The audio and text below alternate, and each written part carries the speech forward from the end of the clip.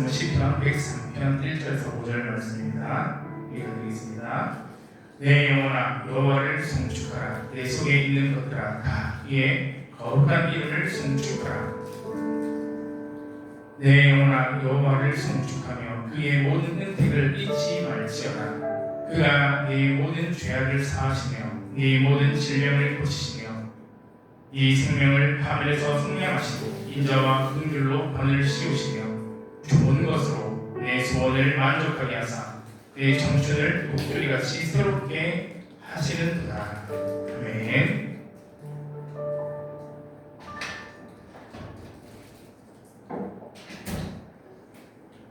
네, 오늘 말씀의 제목은 감사는 기억에서 출발한다입니다. 네, 오늘 맥주 감사주의이고요. 우리 첫째가 맥주 감사주의 뭐야 이렇게 물어봤는데요. 쉽게 말씀드리면 감사하는 날이죠. 특별히 하나님께서 베풀어 주신 때를 감사하자라는 주의를 지키고 있습니다. 그래서 이스라엘 사람들은 보리와 밀을 거두면서 하나님께서 비도 주시고 햇볕도 주셨다. 그래서 곡식을 거둘 수 있었다 라면서 감사했던 거죠. 알았죠? 분명은 한 해의 절반을 지나면서 지금까지 우리를 인도하시고 또 지켜주신 하나님의 은혜를 돌아보는 저희라는 것입니다. 우리는 흔히 형편이 좋아야 감사할 수 있다고 생각할 때가 많죠. 건강해야지 감사하고 일이 잘 풀려야지 감사하고 또 기도한 대로 응답받아야 감사할 수 있다고 생각할 때가 있습니다. 그러나 성경에서 말씀하고 있는 이 감사는 단지 그냥 형편이 좋을 때만 하는 그런 어떤 감정이 아니라 하나님께서 우리 각 사람에게 베풀어 주신 은혜를 기억하면서 시작한다라고 말씀하고 있습니다. 자, 그럼 비비리 한번 보시겠습니다. 오랫동안 갈등을 겪었던 아버지와 아들이 있었습니다.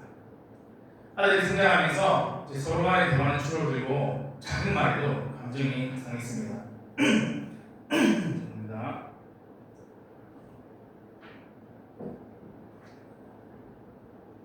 아들은 아버지가 자신을 이해하지 못한다고 생각을 했고 또 아버지는 아들이 자기의 마음을 몰라준다고 생각했습니다. 그런데 어느 날 아들이 창고에서 그동안 있었던 일들이 담겨져 있는 사진첩 하나를 발견하게 됩니다.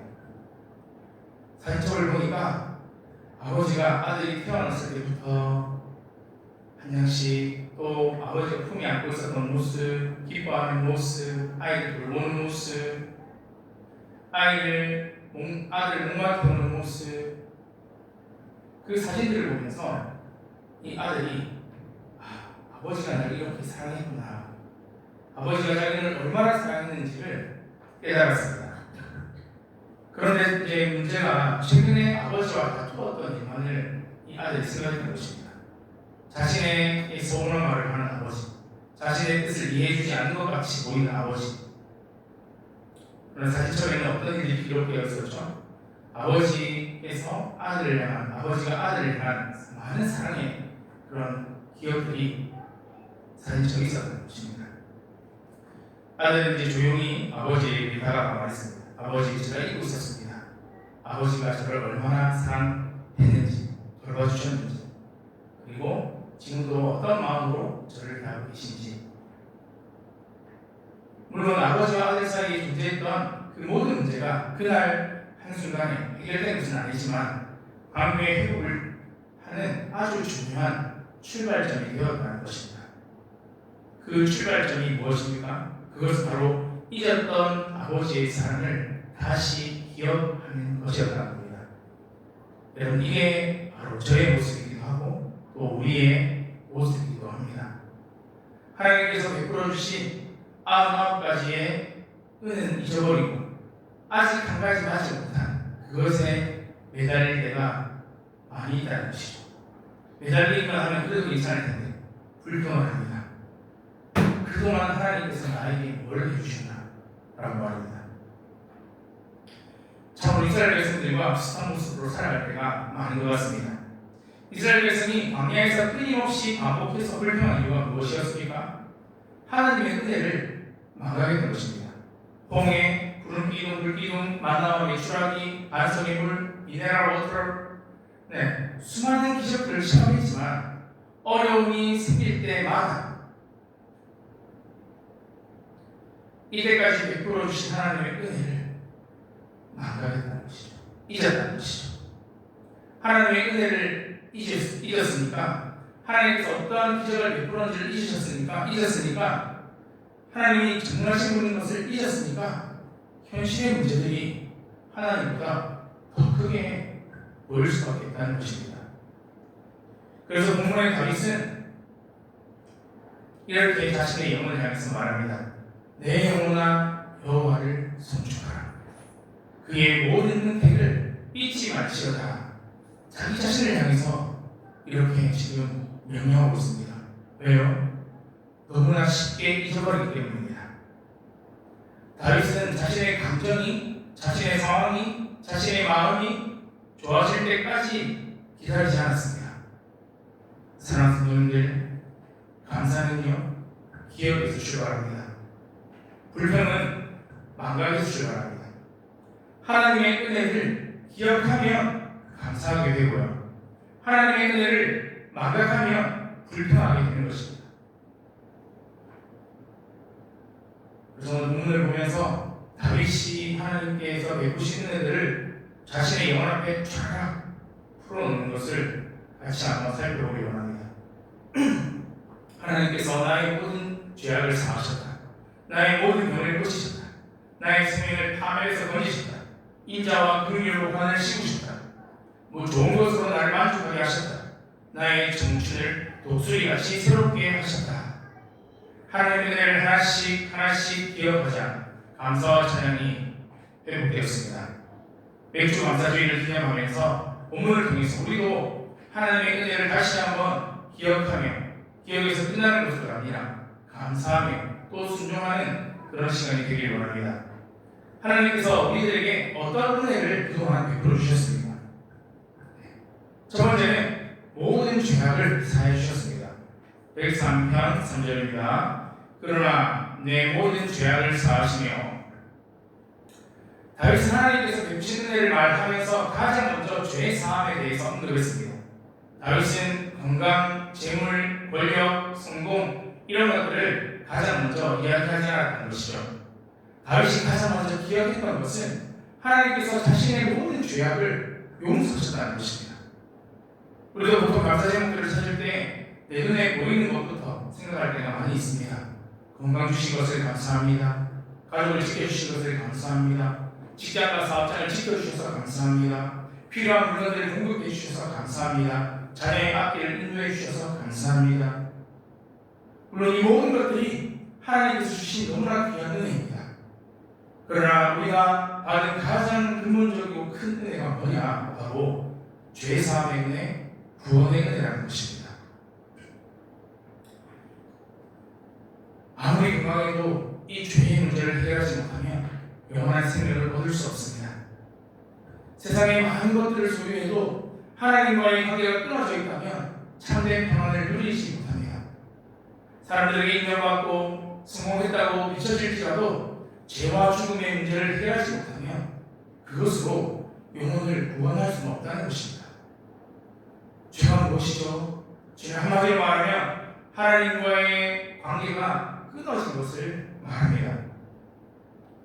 하나님과의 관계가 끊어진 결과가 무엇입니까? 죄의 열매가 무엇입니까? 하나님과의 관계가 끊어졌으니 자신의 뜻대로 살아갑니다. 하나님의 뜻은 온데간데 없고 자신의 뜻대로 살아갑니다. 그리고 하나님께서 주신 것들을 감사하지 못합니다. 다른 사람을 미워하고 시기하고 질투합니다. 자신의 잘못을 인정하지 않고 책임을 전가합니다. 입술로는 다른 사람에게 상처를 주게 되고, 입술로 상처를 주지 않는다 할지라도 마음속으로 그 사람을 죽이기도 하고 정죄하기도 한다는 것입니다. 그래서 죄인의 상태에 대해서, 하나님과 관계가 끊어진 사람의 상태에 대해서 로마서는 이렇게 말씀하고 있습니다. 모든 사람이 죄를 범하였음에 하나님의 영광을 이루지 못하더니, 그렇습니다. 아담 이후로 모든 사람이 죄 가운데 태어나고 죽게 되었습니다. 그 결과 모든 사람에게 뭐가 필요하다? 죄 사함이 필요하다는 것입니다.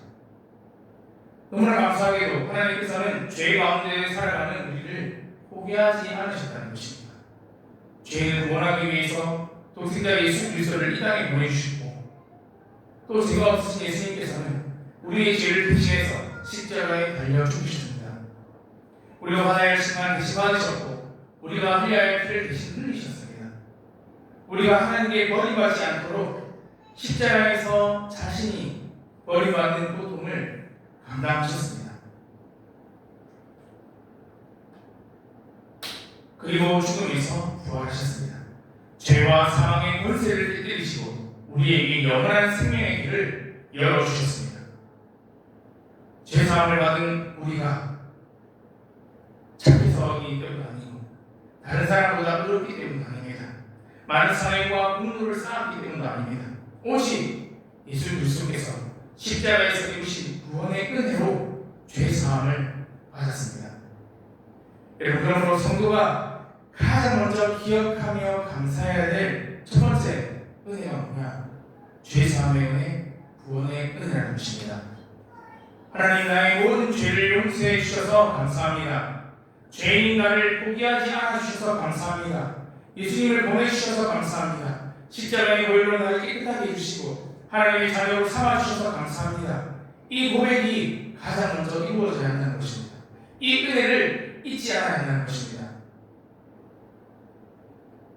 그런데 문제는 우리가 이 은혜를 자주 잊는다는 것이죠. 그래서 예수님을 믿은 지 오래되면 십자가의 은혜가 너무나 익숙해집니다.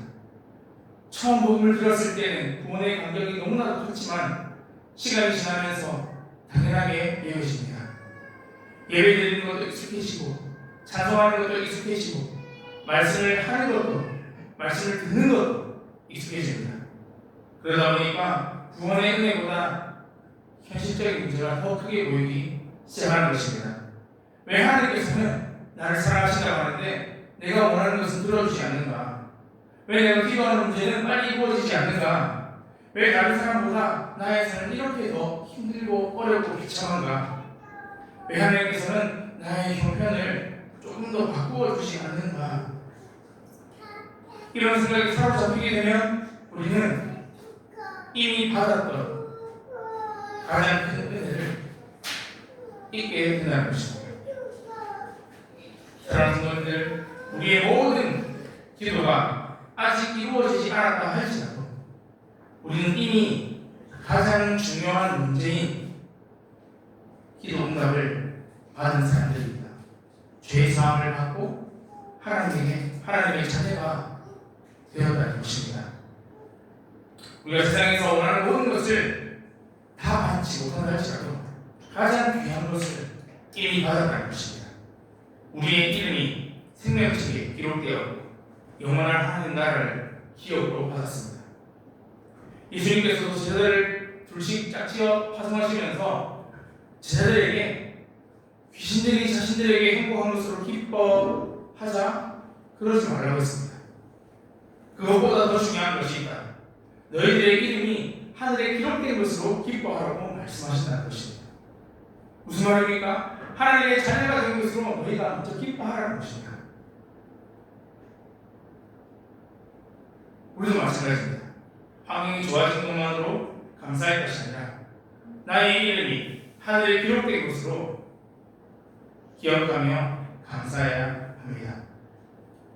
다윗, 죄가 없는 사람이 아니었습니다. 심각한 죄를 저질렀습니다.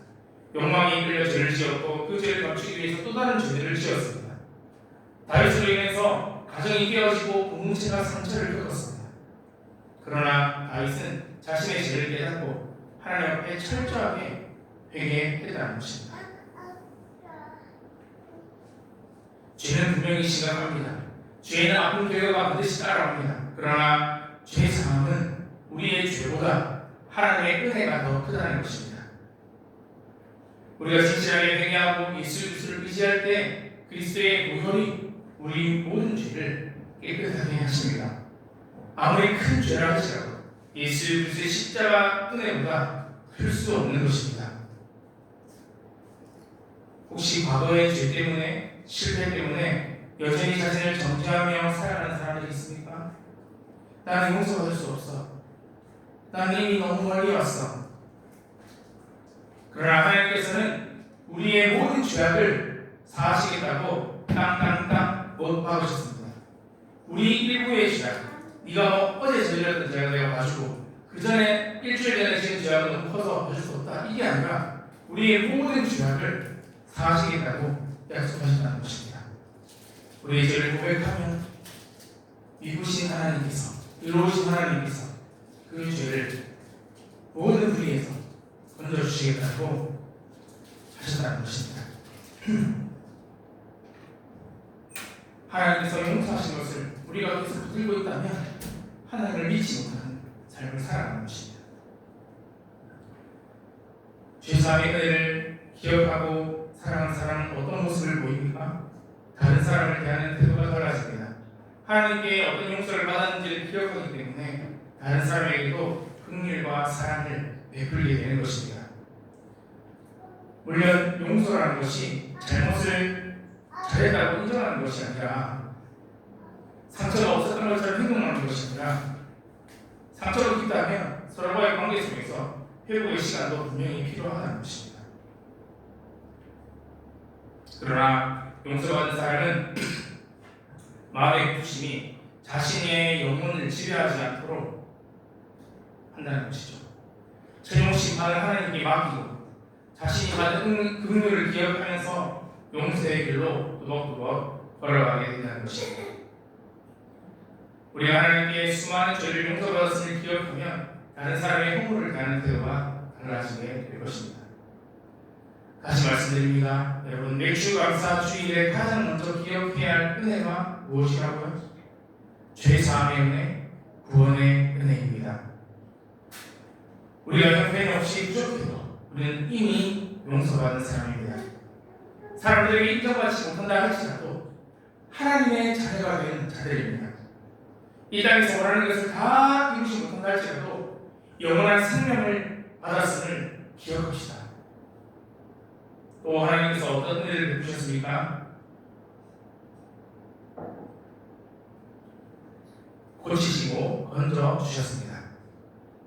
그래서 3절 4절 보시면 이 모든 병을 고치시고 이 생명을 하늘에서 생명하시고 인자와 긍휼로 관을 씌우셨다라고 말씀하고 있습니다. 다윗은 하나님을 향해서 나의 모든 병을 고치시고 생명을 하늘에서 건지셨다. 인자와 긍휼로 관을 씌우시는 분이다라고 고백했습니다. 하나님은 우리 각 사람의 연약함을 외면하지 않으십니다. 강하고 완벽한 사람에게만 관심을 가지는 분 아닙니다. 여러분, 강하다, 완벽하다, 그 기준이 어디에 있습니까? 결국은 내가 바라볼 때 그 사람이 강하고 내가 바라볼 때 그 사람은 완벽해 보이고 그렇다는 것입니다. 하나님은요, 병든 사람을 돌보십니다. 상한 마음을 위로하십니다. 넘어진 사람을 일으켜 주십니다.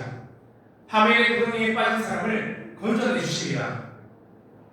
우리는 인생을 살아가면서 살아가면 살아갈수록 내가 얼마나 연약한지를 끊임없이 경험합니다.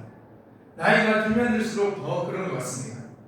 요즘 저도 노안이 와가지고 글자가 잘 안 보일 때가 있습니다. 초점을 맞춰야 될 때가 있습니다. 이렇다는 것입니다. 건강하던 몸에 갑자기 이상이 생기기도 하고 안정적이었던 직장 생활에 사업장에 어려움이 생기기도 하고 믿었던 사람에게 배신과 상처를 받기도 합니다. 가정의 문제로, 자녀의 문제로, 남편의 문제로, 아내의 문제로 눈물을 흘립니다. 경제적인 문제로 잠을 이루지 못할 때도 있습니다. 마음의 상처와 두려움으로 고통받습니다. 어떤 사람들은 겉으로 그 상처들이 드러나서 고치면 다행이지만 어떤 아픔들은 전혀 드러나지도 않고 어떨 때는 나도 알지 못하는 저 밑바닥에서 나를 끊임없이 무의식 중에 괴롭히는 상처들도 있습니다. 다른 사람들에게는 너무나 평안한 모습으로 보이지만 혼자 있을 때는 깊은 외로움을 경험하고 깊은 절망과 깊은 공허를 경험할 때도 있습니다. 다윗도 그런 수많은 연약함과 위기를 경험했습니다. 젊은 시절, 가장 혈기왕성했던 시절, 30세부터 10년이 넘게 그 전부터 10년이 넘는 세월 동안 사울에게 쫓기면서 광야 생활 불생활했습니다. 자신이 충성했던 왕이 자신을 죽이려고 하죠. 언제 죽을지 알 수 없는 시간들을 보내기도 합니다. 왕이 되면 또 만사오 폐인 줄 알았는데 왕이 된 뒤에 문제가 끊이지 않습니다.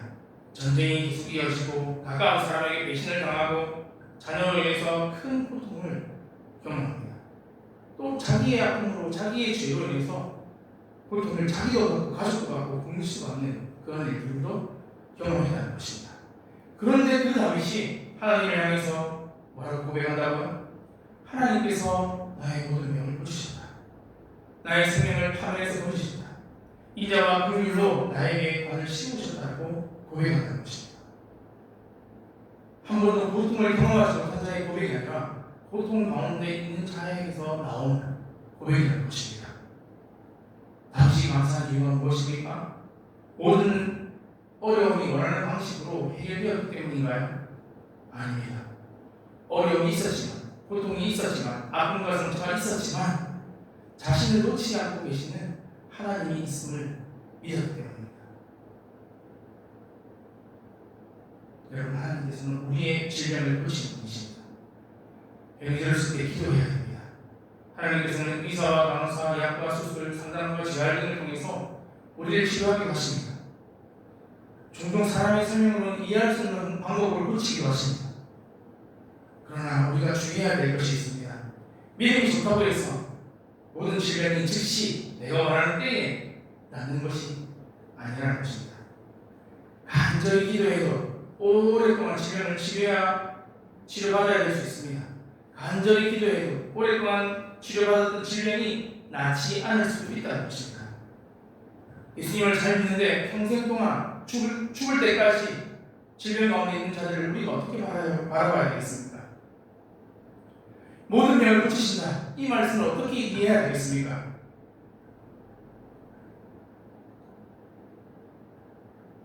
여러분, 하나님의 시선을 우리가 이해할 수 없습니다. 사실. 그러나 하나님께서 이 모든 것에 치유의 주권자시다라는 것을, 우리의 몸과 영혼의 주권자라는 사실을 가르쳐주기 위함이라는 것입니다. 그리고 우리의 삶이 이 땅에서의 끝이 아니라는 것을 이런 여러 가지 일들을 통해서 바라보게 된다는 것입니다.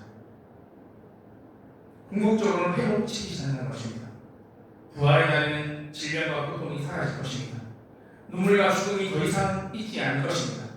썩었던 몸이 썩지 않은 몸을 입고 우리가 하나님과 함께 살 것입니다. 그러므로 우리가 가지고 가야 될 소망은 뭐냐? 이 땅에서 건강하게 누릴 것을 다 누리고 오래 사는 그것이 우리 인생의 목적이 아니라는 것입니다. 궁극적 소망은 부활의 주님이 있다는 것입니다. 하나님 질병보다 크시며 죽음보다 강하십니다. 다윗은 하나님께서 죽음과 멸망의 구덩이에서 자신을 건져주셨다고 고백하고 수많은 은혜가 있었다고 고백한다는 것입니다. 여러분, 우리 각자의 삶을 돌아보아도 수많은 하나님의 인도하심과 보호의 은혜가 있었습니다. 우리가 알고 있는 여러 가지 위험들이 있었지만 모르고 지나간 위험들도 얼마나 많이 있습니까? 어떤 일이 있었을까요? 저는 지난달에 제주도 여행을 다녀왔는데요. 거기에서 교통사고가 났습니다. 제가 아직 보면 제가 100% 잘못한 일인데 그런 일이 그런 일을 겪고 가지게 된 생각 중에 하나는 하나님의 모아심이 있었다는 것입니다.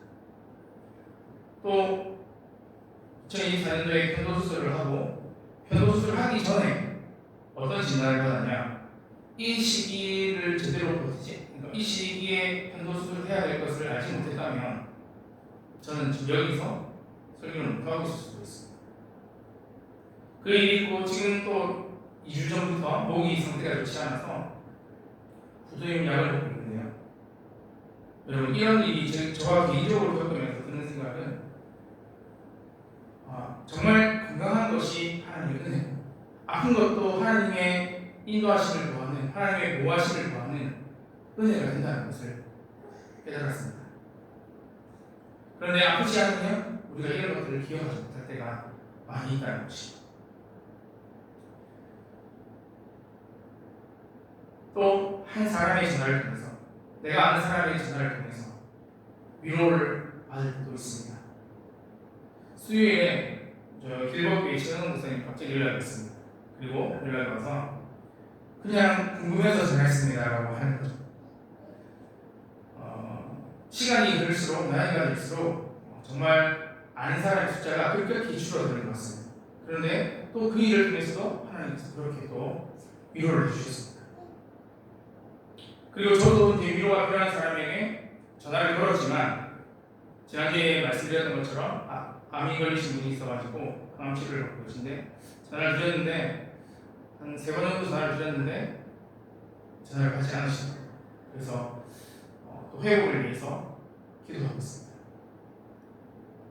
이렇게 사람들을 통해서 위로받게 하시고, 환경들을 통해서 위로받게 하시고, 나의 질병을 통해서 위로받게 하시고, 예배 중에 듣는 말씀 한 구절이 위로하게 하고 우리를 붙들고, 찬송 부르는 한 곡이 나의 마음을 다시 이렇게 세우는 그런 일들을 하나님께서 우리 각 사람에게 보여주고 있다는 것입니다. 열린 눈이 은혜, 닫힌 눈도 은혜. 시간이 지나야 알 수 있는 것들이 많이 보이게 됩니다. 우리는 당장의 어떤 편안함을 구하지만 하나님께서는 우리의 영원한 유익을 바라보고 계신다는 것입니다. 우리에게 불필요한 것, 우리를 넘어지게 하는 것, 하나님으로부터 멀어지게 하는 것, 이런 것들을 막아주셨다면 그 또한 하나님의 은혜고 하나님의 보호하심이라는 것입니다. 하나님은 상처받은 사람을 품으시고 넘어진 사람을 일으켜주십니다. 길을 잃은 사람을 찾아가셔서 다시 바른 길로 인도하십니다. 지금 헤매고 계십니까? 육체의 질병으로, 자신의 예민함 때문에, 마음의 상처 때문에, 경제적인 문제 때문에, 가정의 문제 때문에, 자녀의 문제 때문에, 관계의 문제 때문에 기도하고 계십니까? 많은 사람들이 이 문제에 다 걸려있습니다. 하나님께서는 우리 연약함을 알고 계시고, 우리의 죄악도 알고 계시고, 관계의 어려움, 마음의 연약함, 모든 것들을 다 알고 계십니다. 말로 표현하지 못하는 탄식함까지도 놓고 기도하고 계시다라고 약속해 주셨습니다. 다른 사람에게는 숨겨놓은 그 눈물까지도 하나님께서는 기억하고 계신다는 것입니다.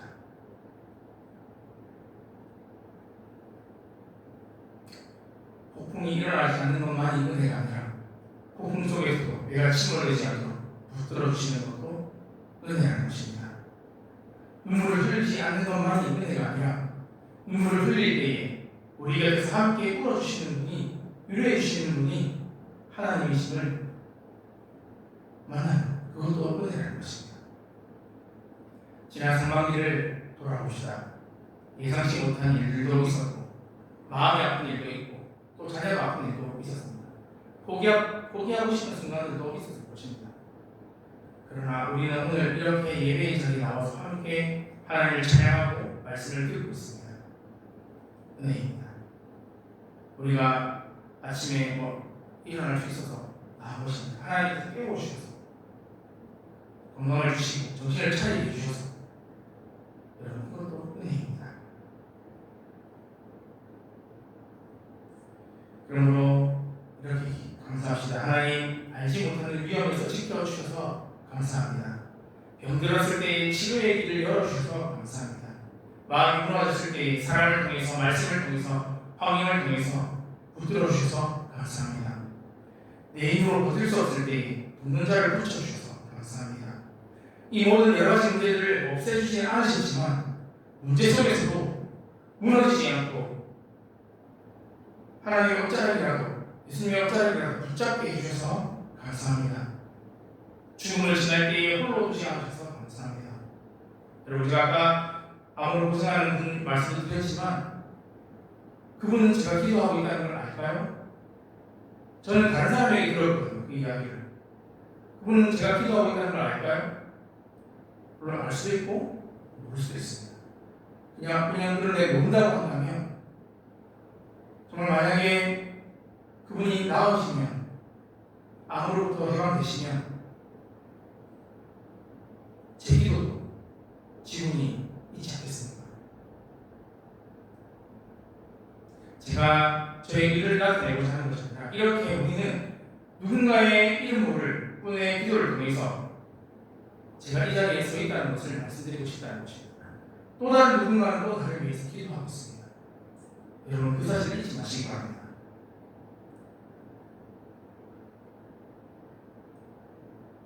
병이 낫지 않고 문제가 해결되지 않고 기도 응답이 멀리 느껴질 때 감사할 이유가 보이지 않을 수도 있습니다. 여러분 그럴 때 억지로 척할 필요는 없습니다. 하나님 앞에 나의 상황, 나의 아픔, 나의 고통, 나의 슬픔 솔직하게 말하면 됩니다. 성경적 감사는 슬픔을 부정하는 것이 아니라 눈물을 흘리면서도 하나님의 선하심을 붙잡는 것입니다. 하나님 저 지금 이해할 수 없습니다. 이 상황이 도대체 저에게 왜 일어났는지 이해할 수 없습니다. 그러나 저는 하나님께서 선한 분이심을 믿습니다. 지금 길은 깜깜하지만 보이지 않지만 하나님께서 나를 버리지 않으실 것은 저는 믿습니다. 이런 연약함 속에서도 하나님께 올려드리는 것이 바로 감사입니다.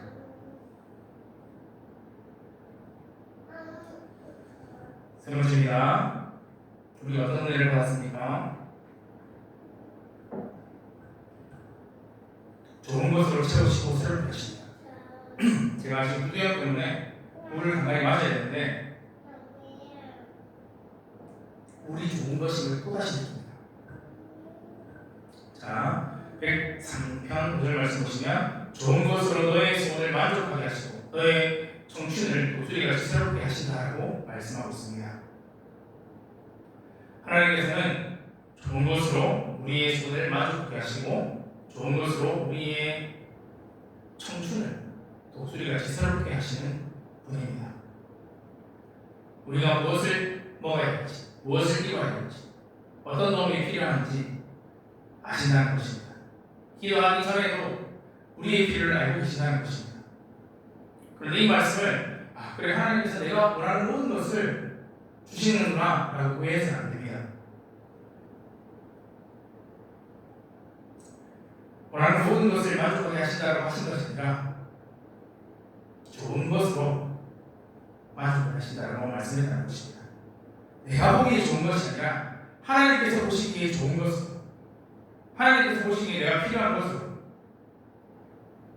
채워준다는 것입니다. 저도 두 아이를 키우고 있지만 애들은 그렇습니다. 매일 과자, 매일 사탕, 매일 마이쮸 찾습니다. 그런데 부모가 아이가 원한다고 해서 계속 매일 먹고 싶을 때마다 마이쮸, 과자, 사탕 이런 것을 줄 수는 없습니다. 주지 않습니다. 아이가 아무리 섭섭해야 할지라도 건강을 위해서는 필요한 음식을 주십니다. 좋은 부모는 자녀가 원하는 모든 것을 들어주는 부모가 아니라 자녀에게 정말 필요한 것이 무엇인지, 유익한 것이 무엇인지를 주는 부모입니다. 하나님도 마찬가지 아니겠습니까? 우리가 내가 원하는 간절한 것을 구하지만 허락하지 않을 때가 있다는 것입니다. 그것이 우리에게 받을 수 있다는 것입니다. 아직 받을 준비가 되지 않을 수도 있다는 것입니다. 더 좋은 것을 위해서 기다려라 할 수 있다는 것입니다. 우리는 인생의 한 장면만을 보지만 하나님께서는 우리 인생의 전체 스토리를 보고 계시다는 것입니다.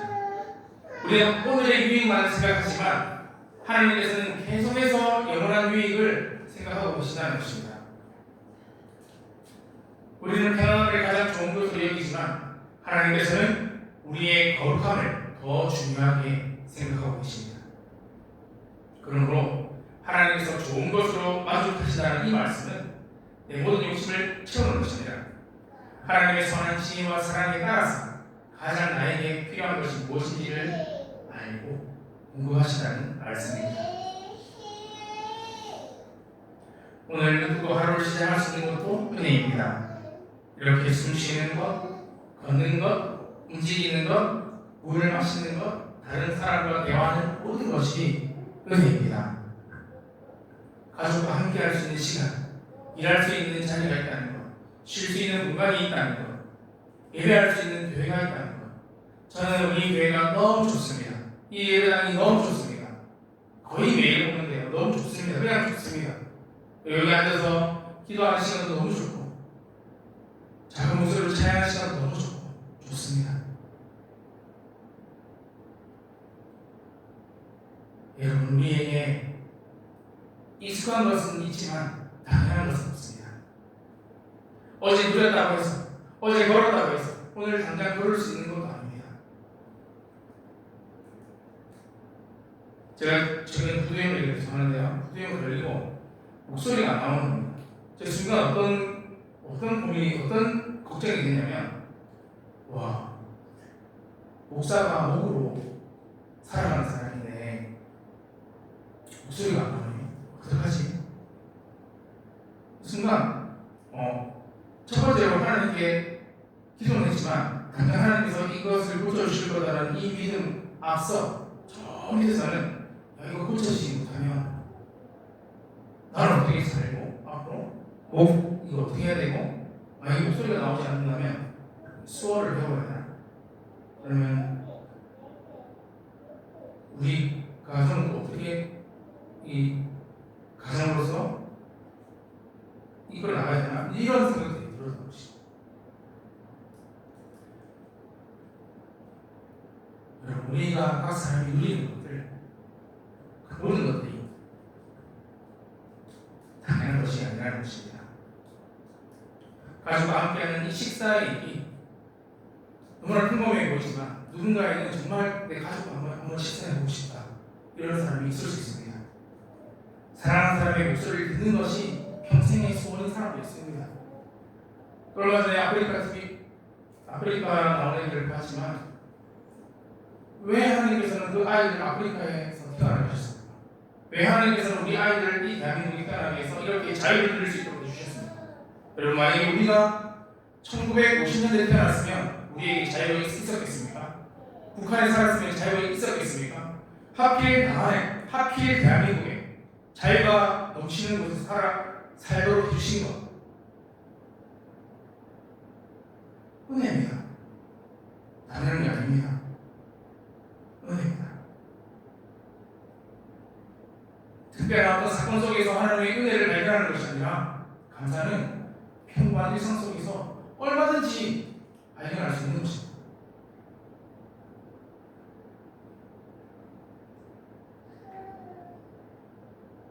한 끼의 음식, 따뜻한 말 한마디, 편히 쉴 수 있는 잠자리, 햇볕을 받을 수 있는 몸,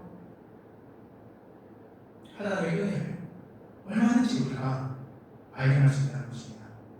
반대로 감사하지 않는 사람은 아무리 받아도 밑빠진 독에 물을 붓는 것처럼 만족하고 있습니다. 이미 가진 것은 전혀 보지 못하고 내 안에 없는 것만 주정창 그것들을 크게 바라보는 것입니다. 여러분, 특히 이 비교라는 단어 조심하셔야 됩니다. 조심합시다. 조심하겠습니다. 네. 비교 때문에 우리는 감사를 빼앗깁니다. 다른 사람이 더 좋은 집에 살면 자신이 살고 있는 집이 너무너무 초라해 보이고, 다른 사람의 자리가 잘 되면 자신의 자리가 너무너무 못돼 보이고, 다른 사람의 사업이 성장하면, 사역이 성장하면 자신의 수고가 무의미하게 느껴지기도 합니다. 여러분, 그러나 하나님께서는 모든 사람을 각자 다른 길로 인도하고 계십니다. 사람마다 다른 사명, 다른 분량을 맡기셨습니다. 자, 디모데후서 2장 20절 말씀, 21절 말씀 보겠습니다. 큰 집에는, 저희 교회가 저는 큰 교회를 생각합니다. 큰 집에는 금그릇도 있고 은그릇도 있다, 나무그릇도 있고 질그릇도 있다. 보십시오. 귀하게 쓰는 것도 있고 천하게 쓰는 것도 있다라고 말씀합니다. 그런데요, 누구든지 이런 곳에서 깨끗하게 하면 귀하게 쓰는 그릇이 되고 거룩하고 주인의 쓰심에 합당하면서 모든 선한 일을 준비함이 될 것이라고 말씀하셨습니다. 우리가 식사 준비만 해봐도 그릇마다 쓰임이 다르고 용도가 다른 것을 알게 됩니다. 마찬가지입니다. 우리가 다른 사람들에게 주신 은혜와 나에게 주신 은혜가 다를 수 있다는 것을 기억해야 한다는 것입니다. 각자에게 필요한 은혜를 베푸십니다. 여러분, 감사는 다른 사람보다 많이 가졌다고 나오는 것도 아닙니다. 하나님께서 나에게 맡기신 것들을 선물로 여길 때에 나온다는 것입니다. 백주감사주의는 내가 가진 것을 자랑하는 절기도 아니고 모든 것의 궁극자 되시는 하나님을 찬양하는 절기입니다. 열매의 어떤 크기를 자랑하는 것입니다. 씨앗을 주시고 햇빛과 비를 내리시고 자라게 하신 하나님께 영광을 돌리는다는 것입니다.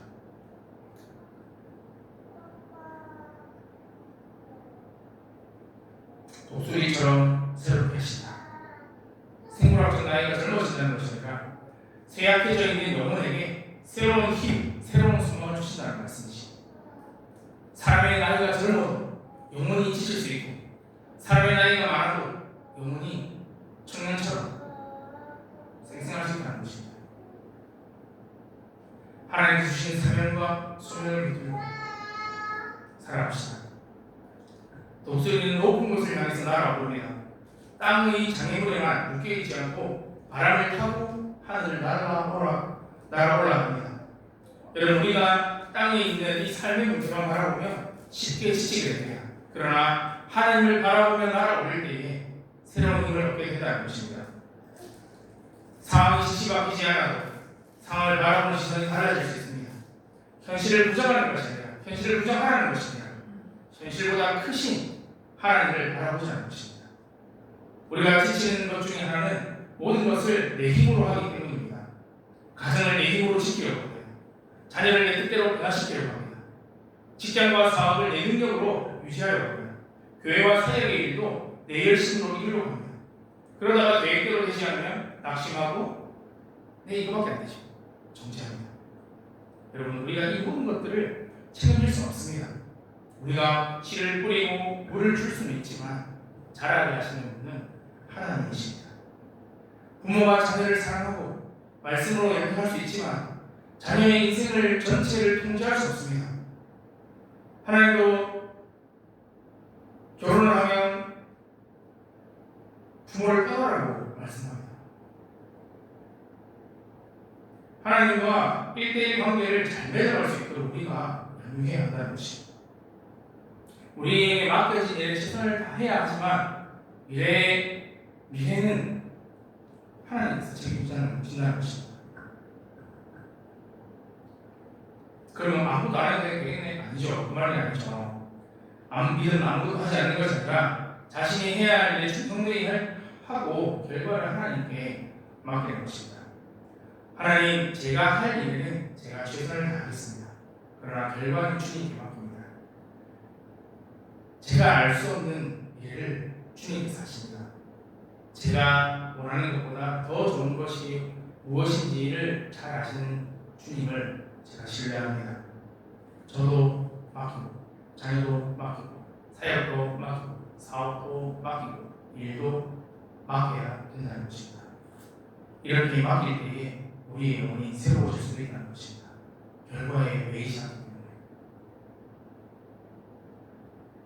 우리는 과거를 바꿀 수도 없고요. 이미 뱉은 말을 되돌릴 수도 없고 지나간 시간들을 살 수도 없습니다. 잘못된 선택의 결과가 오랜 시간 나의 삶을 나쁘게 할 수도 있습니다. 그러나 하나님께서는 우리의 과거보다 크시고 깨어진 인생의 조각들을 모아서 새로운 이야기를 만들어 가시는 분입니다.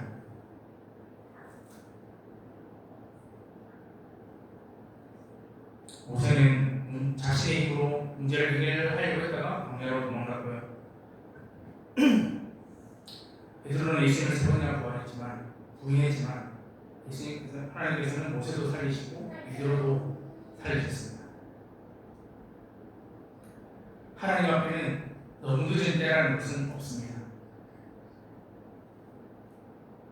지난 상반기를 돌아보면서 하나님께서 우리들에게 무엇을 공급하셨는지를 기억합시다. 어려울 때 물질만 공급하신 것이 아니라 어려움을 견딜 힘을 주셨고, 선택할 때 지혜를 주셨고, 실망한 마음에 위로를 주셨습니다. 갈등 가운데 먼저 사과할 수 있는 용기를 주셨고, 죄의 유혹을 이길 수 있는 힘을 주셨습니다. 낙심해가지고 떠나려고 할 때 다시 예배의 자리로 돌아오는 마음을 주셨습니다. 이 모든 좋은 것으로 채우시는 하나님의 은혜라는 것입니다. 이것을 기억하는 것이 감사의 출발입니다. 말씀을 맺겠습니다.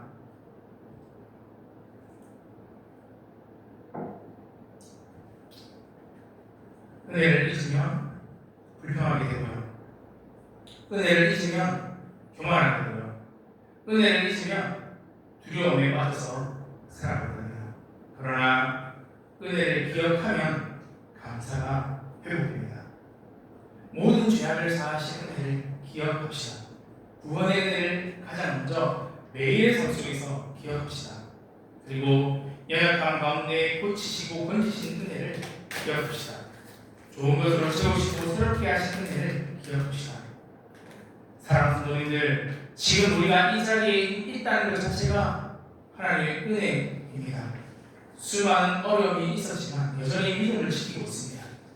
넘어졌지만 일어났고, 길을 잃었지만 다시 돌아왔습니다. 낙심했지만 예배의 자리를 포기하지 않았습니다. 우리가 강해서 여기 온 것도 아니고, 능력이 지혜가 뛰어나서 여기 온 것도 아니라 하나님의 인자와 긍휼하심이 우리를 붙들어 주셨습니다. 우리가 하나님을 붙잡기 전에 하나님께서 먼저 우리를 붙잡으셨습니다. 오늘 본문처럼 우리 각자의 영혼을 향해서 선포합시다. 내 영혼아 여호와를 송축하라. 죄를 사하신 은혜를 잊지 말라. 위기에서 건지신 은혜를 잊지 말라.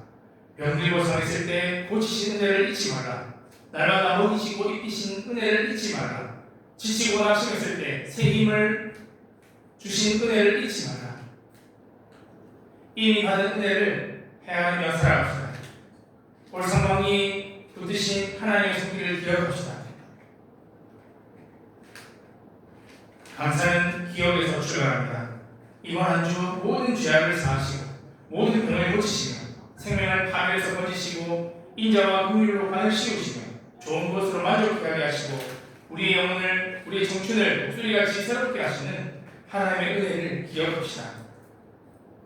그 은혜를 기억하면서 날마다 감사하고 찬송하며 남은 삶을 믿음으로 살아가는 저와 여러분 되기를 주님의 이름으로 축복합니다. 함께 찬양하고 기도하겠습니다.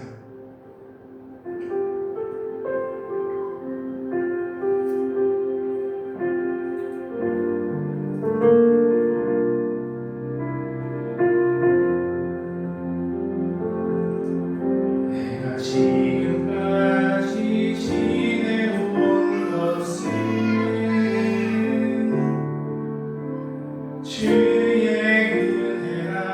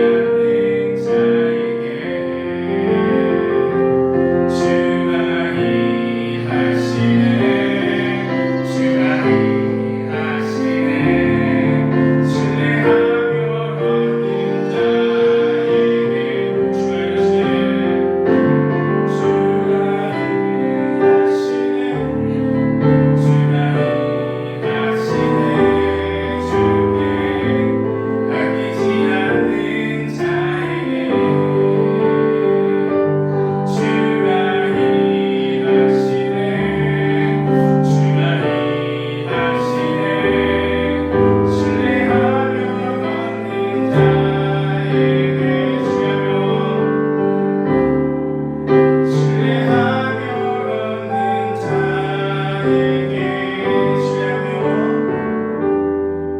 신뢰하며 걷는 나에게. 기도하겠습니다. 은혜의 하나님 아버지, 오늘 말씀을 통해 우리가 무엇을 기억하며 감사해야 하는지 다시 깨닫게 하시니 감사를 드립니다. 베풀어 주신 은혜를 잊고 없는 것만 바라보며 불평했습니다. 지금까지 일과시 속일보다 문제를 더 크게 보며 살아왔습니다. 주님, 우리의 믿음 없음을 용서하여 주옵소서. 우리 모든 죄를 사하신 십자가의 은혜를 기억하며 살아가게 하시고 하나님의 자녀가 된 것이 가장 큰 기쁨으로 여기며 살아갈 수 있도록 도와주옵소서. 우리도 받은 용서를 따라 용서와 긍휼을 선택하게 하시고 육체의 질병과 마음의 상처로 고통받는 이를 치료하고 위로하여 주옵소서. 가정과 자녀, 경제와 일터, 관계의 문제로 눈물을 흘리는 성도들의 기도를 들어주옵소서. 문제를 없애주시는 것뿐 아니라 견디힘을 주시는 것도 은혜임을 믿게 하시고 폭풍 속에서도 우리를 붙드시는 주님의 손길을 신뢰하며 살아가게 하옵소서. 열린 문, 닫힌 문 모두 감사하게 하시며 다른 사람과 비교하지 않고 나에게만 특별하게 주신 은혜를 헤아리며 살아갈 수 있도록 주님 도와주옵소서. 일상과 가족, 일터와 예배의 은혜를 감사하게 하옵소서. 지치고 나시면 우리 영혼을 새롭게 하시고 다시 기도하고 사랑하며 순종할 힘을 주옵소서. 지난 상반기 동안 지켜주신 주님께서도 하반기에도 함께 하실 줄 믿습니다. 우리 입술에서 불평보다는 감사가 흘러나오게 하시고 받은 은혜를 이웃과 나누며 하나님의 사랑을 전하시옵소서.